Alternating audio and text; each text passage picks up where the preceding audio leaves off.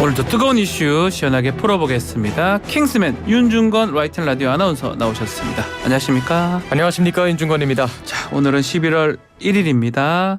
자, 국회는 올해 남은 시간 동안 내년 예산안 심의하고 확정을 지어야 되는데요. 어제 윤석열 대통령이 내년도 예산 시정연설을 했는데요. 자, 첫 소식 이 내용 소개해 주시죠. 네, 어제 오전 윤 대통령이 국회에서 내년도 예산안에 대한 시정연설을 했는데요. 네. 내년도 예산안이 2.8%죠. 20년 만에 가장 낮은 수준의 증가를 보였던 만큼 많은 논란이 있기도 했고, 또 이번에 시정연설 전에 사전 환담 자리에서 이재명 대표와 만날 것으로 예상이 되면서 또 네. 많은 주목을 받기도 했습니다.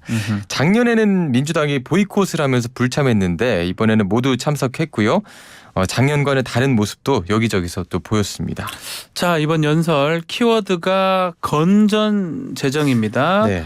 구체적으로 어떤 말을 남겼는지 정리를 한번 해볼까요? 정말 많은 말을 했는데 네. 핵심만 좀 짚어보면 건전재정은 미래 세대에게 감당하기 어려운 빚을 남겨주기 않기 위한 것이다 이렇게 말했고, 단순히 지출을 줄이는 게 아니라 국민의 혈세를 낭비 없이 적재적소에 효율적으로 쓰는 것이다 이렇게 밝혔습니다. 네.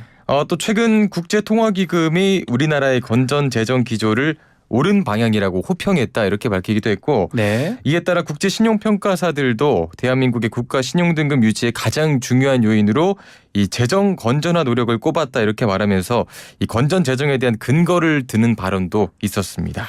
자, 윤석열 대통령 이번 연설에서 정부 핵심 국정과제 노동, 교육, 연금 이 3대 개혁이라고 강조를 했는데 예. 특히 연금 같은 경우 숫자 빠진 개혁 아니냐 이런 비판도 있었잖아요. 네, 그렇습니다. 보건복지부가 지난달 27일이죠. 제5차 국민연금 종합운영계획안 발표했는데 이 보험료율 그리고 소득대체율에 대한 구체적인 수치를 제시하지 않고 연령별로 인상 속도를 다르게 하겠다 이런 식으로 이제 방향성만 제시를 하면서 네. 숫자가 빠진 맹탕이다. 음흠. 또 민감한 또 문제인 만큼 선거 앞둔 몸살이기다 이런 비판을 받았었는데, 이에 대해서 앞서 그제 30일에 국무회의 모두 발언에서도 이야기를 했습니다. 네. 과학적 근거나 사회적 합의 없이 결론적 숫자만 제시하는 것으로 마무리 지을 수 있는 문제가 아니다.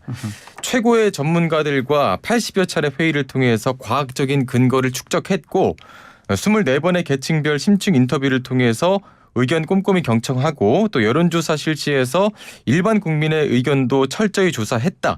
이를 기반으로 방대한 데이터 자료가 만들어졌다 이렇게 앞서 밝힌 바 있었는데 이번 시정연설에서도 이 발언을 그대로 반복을 하면서 맹탕이 아니다. 네. 이런 입장을 보인 것 같고 국회를 이제 최선을 다해서 지원하겠다 이렇게 밝혔습니다. 자, 가장 좀 우려했던 부분 또 가장 많이 말이 나왔던 부분이 R&D 예산안 부분이거든요. 예. 적어진 거 아니냐. 자, 이런 우려 지점에 대해서 메시지가 좀 나왔을까요? 네, 내년 R&D 예산이 올해보다 16.6% 그러니까 5조 2천억 원 줄었죠. 예. 과학계를 중심으로 부당하다 이런 지적이 많이 나왔는데 이번 시정연설을 통해서 윤 대통령은 사실상 이 삭감 방침을 고수하겠다 이런 입장을 보였습니다. 이 발언을 보면요. 미래 성장 동력 창출을 위해서 질적 개선과 지출 구조 조정이 시급하다는 지적이 많았다. R&D 예산은 향후 지원 분야 계속 발굴해서 지원 규모를 늘릴 거지만 일단 이번 지출 구조 조정을 통해 마련한 이 3조 4천억 원은 사회적 약자 그리고 취약계층을 더 두텁게 지원하는 데 배정했다. 그러니까 복지 예산으로 좀 편성을 하겠다 이런 말을 했고요. 이 과정에서 또 고용 불안 등의 우려가 제기되지 않았습니까? 네. 이 부분에 대해서 정부가 꼼꼼하게 챙기고 또 보완책도 마련하겠다 이렇게 말하면서 사실상 이제 이 삭감 예산 고수하겠다는 뜻으로 좀 풀이가 되고요. 과학계는 역시 이에 대해서 좀 반발하고 나섰습니다. 국민의힘이 어제 오후에 이 과학계 의견을 듣기 위한 간담회를 또 열었는데 네. 여기에서 한국과학기술한림원 박태현 정책부원장이 벼룩 잡으려다가 초과삼간 다 태운다는 속담이 있는데 지금 그게 우려가 된다. 지금까지 쌓아온 과학기술 생태계가 무너지면 이건 다시 복원하기가 힘들다. 이렇게 지적을 하기도 했고 또 환자 안에 종양이 있으면 이 종양을 제거를 해야 되는데 지금은 모든 장기를 30%씩 자르는 그런 느낌이다. 그러니까 뭐 카르텔이 있다 이렇게 지적하지 않았습니까? 네. 그 문제에 대해서 해결을 해야 되는데 전체 R&D 예산을 전반적으로 삭감하는 거다. 예. 이런 이제 지적을 하기도 했습니다. 자, 그리고 좀 전에 말씀을 했지만 좀 시정연설 이 주목받는 것 중에 하나가 그 이전에 더불어민주당 이재명 대표와의 회동 때문인데 예. 만난 거죠?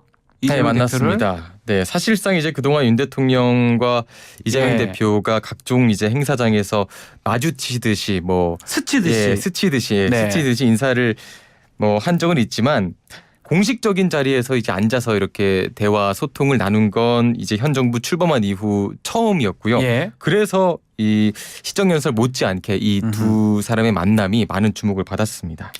자, 이 공개된 사전 환담 자리에서는 뭐 깊은 대화가 오가지 못했던 것 같은데 예.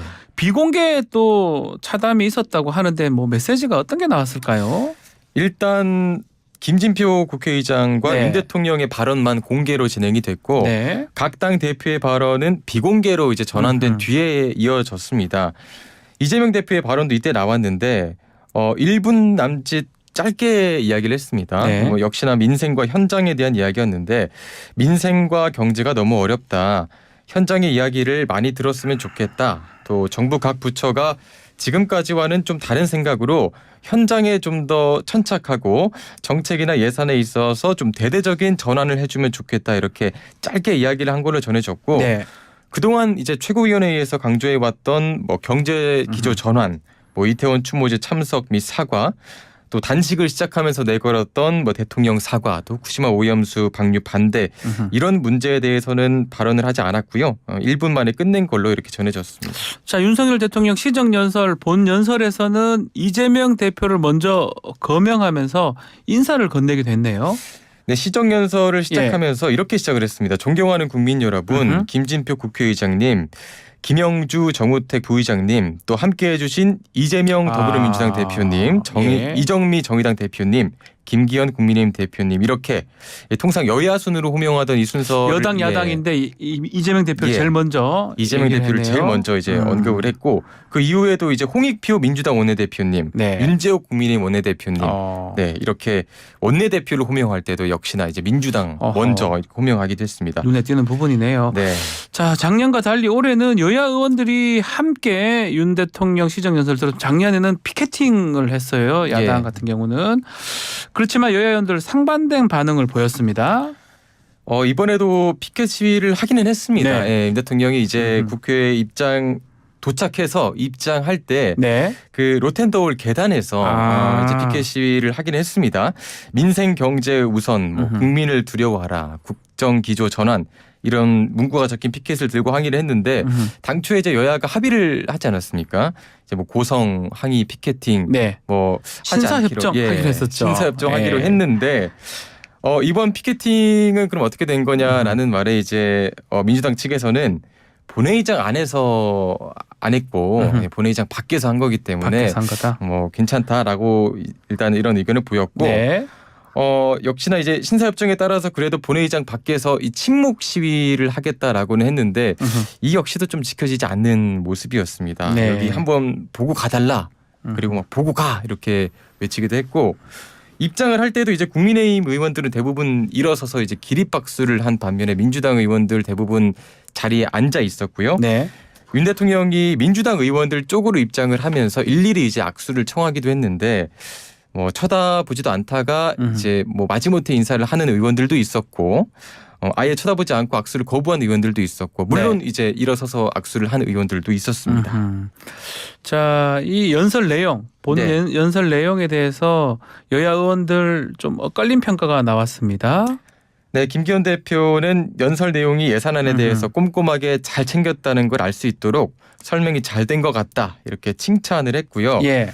야당은 역시나 맹탕 연설이었다 이렇게 표현을 했습니다. 윤영덕 민주당 원내대변인이 반성한다던 윤 대통령의 말씀과는 달리 국정 운용 기조는 단 하나도 바뀐 것이 없었다. 억지 성과를 자화자찬하면서 자기 합리화에 급급했다. 또 R&D 예산 삭감과 관련해서도 구차한 변명만 장황하게 늘어놓았다 이렇게 말했습니다. 자, 다음은 지금 좀 이슈가 되고 있는 전청조 또 예. 남현희 씨 이야기를 좀 해보겠습니다. 자, 어제 김포에서 전청조 씨 경찰 체포됐네요. 네, 그렇습니다. 어제 오후 송파 경찰서가 경기 김포시에 있는 전 씨의 친척 집에서 네. 전 씨를 체포했습니다. 어제 오후 8시 9분쯤에 송파 경찰서에 도착했고요. 검은 모자를 푹 뒤집어 쓰고 마스크로 얼굴을 가린 채 수갑을 차고 조사실로 이동하던 모습이 찍혔습니다. 전청조 같은 경우 지금 사기죄, 사기 미수죄 혐의를 받고 있는데요. 예. 지금 남현희 씨하고 진실 공방이 오가는 것도 있는 것 같습니다.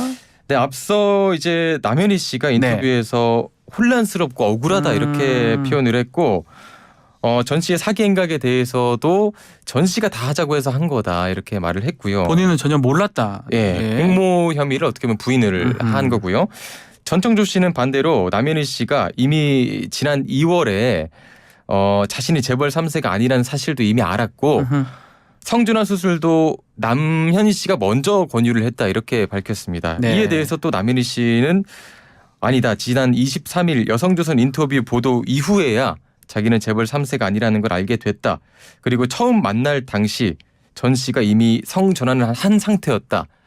상당히 주장이 좀 그렇죠. 엇갈리고 있는. 법적으로 뭐가 중요하냐면 예. 이걸 알았다고 하면 이미 예. 알았다면 공범 내지 방조범이 될 수가 있습니다. 이제 예. 그 받았던 이익을 범죄 수익으로 봐서 환수나 추징이 가능하거든요.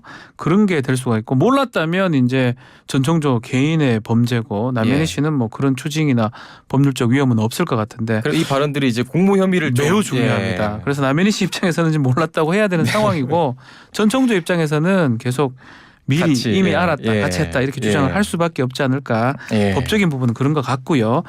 남현희 씨가 지금 전청조 고소장 접수도 했네요, 바로. 네, 전청조 씨에 대해서 네. 이제 사기 미수, 또 협박, 스토킹, 또 허위사실 적시에 의한 명예훼손, 주거 침입 등으로 고소를 했고요. 네. 전청조 씨 어머니에 대해서도 고소를 전청조 했습니다. 어머니에 대한 고소도 예. 있었습니까? 어머니에 대해서도 또 사기 미수, 또 스토킹 혐의로 고소한 걸로 알려졌습니다. 자, 이 두 사람 폭로 내용을 보면 사실 납득하기 어려운 내용들이 많은데 예. 또 한편으로는 남현희 씨가 혹시 가스라이팅 된 거 아니냐 예. 전청조한테 예. 이런 해석도 있는데 자 어젠가요 이수정 범죄심리학 교수죠 예. 가스라이팅은 당하지 않았을 것이다 이런 추측을 했습니다. 아마 많은 분들이 지금 남현희 씨가 가스라이팅을 당했을 저도 예. 많은 사기 사건을 봤는데 이런 본 경우는 정말 예. 처음입니다. 예. 그렇게 추측을 아마 했을 것 같은데 이수정 교수가 말한 거에 따르면 네. 남현희 씨가 어떤 경위로 전 씨를 만나서 이렇게까지 의존을 하게 됐는지를 봐야 한다. 네. 또 남현희 씨는 국가대표고 대단히 나름대로 의사결정 능력이 월등했을 거라면서 이 가스라이팅은 아무 때나 일어나는 게 아니다. 남현희 씨는 사회로부터 전혀 분리되지도 않았고 그렇죠. 또 친정 식구들과 아무 때나 만날 수 있는 또 사업하는 여성이었는데 과연 이 전청조 씨 같은 인간에 의해서 가스라이팅이 될 수 있느냐 이렇게 주장을 한 겁니다. 기본 조건이 네. 차단이 돼야 됩니다. 외부랑 가스라이팅 되려면. 다른 사람 의견을 듣지 않고 예. 그 사람만 만나야 되고 그 사람 권위에 복종할 수 있는 상황이 돼야 되는데 예. 지금 남현희 씨 같은 경우는 온데 다 다니는데 예. 그게 빠지겠냐. 이게 아마 이수정 교수의 해석으로 보이는데요. 예. 참 이 사건 알다가도 모르겠습니다. 네. 자 마지막으로 연예계 또 마약 소식도 한번 전해드리겠습니다. 네. 지금 연예인 마약 사건 경찰이 잇따른 수사 속도를 내고 있는데 지금 이선균 배우 예. 또 가수 지드래곤 권지용 씨 조사를 지금 하고 있는 상황이죠. 네, 시끄럽습니다. 이 네. 문제 때문에 이선균 씨 그리고 지드래곤 각각 다음 달 4일 그리고 다음 달이 아니죠. 이제 네. 이번 달이죠. 이번 달 4일과 네. 6일에 이제 소환될 예정이고 이선균 씨부터 먼저 살펴보면 지난달 28일에 1차 조사 때 이선균 씨가 일단 진술을 거부한 걸로 알려졌습니다. 그래서 오는 4일에 이제 두 번째 소환은 앞둔 상황이고요. 당시 실시했던 이제 간이시약 검사에서는 네. 음성이 나왔는데 이 간이 검사로는 이제 일주일 내 투약 시점밖에 확인할 수가 없기 때문에 국립과학수사연구원의 정밀 검사를 의뢰한 상태고 경찰은 이 정밀 검사 결과가 나오기 전에 이 씨의 진술부터 지금 확보하겠다 이런 방침입니다. 네. 자, 이렇게 사실 마약 수사를 받으러 가면 제일 예. 먼저 하는 게 이제 간이 시약 검사입니다. 예. 최근에 투약한 사실이 있으면 바로 나오는 거고요. 그거는 뭐 바로 이제 그 예. 무슨 시험지에 딱 바로 줄이 짝짝 끄이고 이렇게 나오는데 예. 이제 정밀 검사를 하게 되면 길게는 6개월, 6개월. 머리가 긴 다음에 1년도 가능하거든요. 예. 그 사이 동안 투약 사실을 다 종류별로 다 나옵니다. 예. 그래서 아마 이성균 씨 측 입장에서는 그게 정확하게 나왔을 때 거기에서 예. 대응하기 위해서 진술을 하지 않았던 걸로 보이고요. 예. 경찰 입장에서는 그럼에도 불구하고 알려주진 않을 거예요 아마. 잘 예. 알려주진 않고 불러서 얘기 듣고 다시 확인할 겁니다. 그럼 예. 빠진 걸 다시 더 물어볼 수가 있는 거예요. 아. 거짓말도 더 확인할 수 있고 막 그런 부분들이 좀 이성균 씨 측하고 경찰하고 지금 약간 싸움을 하고 있는 게 아닌가. 그럼 이선균 씨가 계속 진술을 거부할 경우에는 최대 6개월 그렇지는 그래 못할 거예요. 그래 할 수는 없을 겁니다. 아, 네. 그래 할 수는 없을 거고 예. 경찰이 한 1주, 2주 정도면 그 조사가 나옵니다. 예. 그 내용 들고 다시 질문할 겁니다. 네. 그거는 그때는 이성균 씨가 얘기를 할 걸로 보인다고 생각이 드는데 예. 자, 권지용 씨 같은 경우는 지금 마약 혐의를 전면 부인하고 있네요. 네. 마약을 투약한 사실이 예. 없다. 이렇게 밝혔고 다만 많은 분이 우려하고 계심을 알기 때문에 수사기관의 조사에는 적극적으로 협조하고 성실히 임하겠다. 일단 이렇게 밝힌 상황이고요. 네. 반면 경찰은 이미 뭐 특정할 증거 자료 확보했다. 이런 입장을 보이고 있습니다. 자, 이 권지용 씨 마약 혐의 두고 지금 증거를 두고 경찰하고 눈치 싸움도 오가기도 했다면서요. 예, 일단 지드래곤에 대해서 최근에 네. 신청했던 통신 내역 압수수색 영장이 범죄 사실에 대한 소명이 부족하다는 이유로 이제 법원에서 기각이 됐는데. 되면서 이를 두고 이제 일각에서는 아직까지 혐의 입증할 만한 결정적인 증거나 그런 게 없는 게 아니냐 이런 지적이 나온 거고요. 경찰은 보강 수사 거쳐서 다시 영장 신청한다는 계획입니다. 네, 알겠습니다. 자, 오늘 킹스맨은 여기서 마무리를 하겠습니다. 윤중근 아나운서 감사합니다. 고맙습니다. 1부 마치겠습니다.